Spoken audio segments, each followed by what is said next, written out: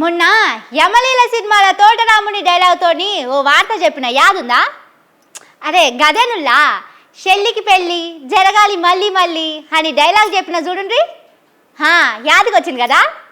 ఇవాళ నేనేం చెప్పినో ఇవాళ బరాబర్ అదే చేస్తున్నారు పోండ్రి కాంగ్రెస్ వాళ్ళు. అసలు ఇది పబ్లిక్ ఇచ్చే సంగతి ఏమో కానీ పబ్లిసిటీ మాత్రం తక్కువ కాకుండా చూస్తున్నారు. ఇప్పుడు ఏం చేసిండ్రో చూడండి. లేక లేక పుట్టిందని లేని లేని ఏషాలు వేసినట్టే ఉన్నది పోండ్రి కాంగ్రెస్ సర్కారోళ్ళ కథ. ఇందిరమ్మ ఇండ్ల గురించి చిన్నగా పబ్లిసిటీ చేస్తలేరు. ఇండ్లు ఇస్తామని చెప్పిన కాంచెల్లి చిన్నగా ప్రచారం చేస్తలేరు. మొన్న కట్టుడు మొదలు పెట్టే పండుగ చేసిండ్రు కదా, ఇప్పుడు ముగ్గు పోసే పండుగ చేసిండ్రు. ఏడనో ఒక ఊర్లే 2 ఇండ్లకు ముగ్గు పోసిండట. కాంగ్రెస్ పార్టీ వాళ్ళందరూ ఇట్లా వీడియో తయారు చేసి సోషల్ మీడియాలో జోరు మీద తిప్పుతున్నారు. పబ్లిసిటీ 10 వాళ్ళుంటే పని ఒక్క పాలన ఉండాలి కదా. కానీ చూడుండ్రి ఎట్లున్నదో కథ. ఏదైనా మీకు ఇల్లు శాంక్షన్ అయిందని పిలిచి ఇచ్చారు. ఖాళీ ప్లేస్ ఉంటేనే ఇల్లు ఇస్తామన్నారు. మేము ఇల్లు ఉన్న ఇల్లును గూలిపేసుకొని కిరాయి ఇంట్లో ఉంటున్నాం.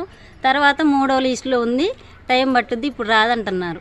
కబురు వచ్చింది కానీ వాళ్ళు ఇల్లు కూలగొట్టుకున్నాక మీకు ఇల్లు రాలేదు, సెకండ్ లిస్ట్లో వచ్చిందని చెప్పారు. మీద కట్టుకున్న ఇల్లు కూడా కూలగొట్టుకోమన్నారు. మళ్ళీ తర్వాతకి ఇట్లా చేశారు. మా పరిస్థితి ఏందో. సర్కార్ వాళ్ళని నమ్మితే ఉట్టి మీద ఉన్నది బాయే పొయ్యి మీద ఉన్నది బాయే అన్నట్టే అయిందట. ఇల్లు ఇస్తామని చెప్పి ఉన్న ఇల్లు కూలగొట్టిందట. షెడ్లే బర్రెను తోలి కొమ్ములకు బేరం పెట్టినట్టు చేతుల కాగితం పెట్టి అది బ్రహ్మదేవుడు రాయించిన కాగితం అన్నట్టే కథ చేసిండ్రు. ఇప్పుడు నిల్వ నీడ లేకుండా చేసి కిరాయింట్లో ఉండే పరిస్థితికి పట్టుకొచ్చిందని మస్తు కోపం చేస్తున్నారు ఈ అక్కలు.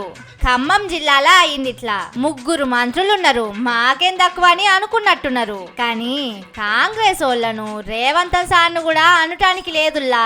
సారు అప్పట్లనే చెప్పిండు, జనాలు మా చేతిలో మోసపోవటానికి తయారున్నారు, మేం మోసం చేసటానికి తయారున్నామని. మనమే జరంత హుషారుండాలే.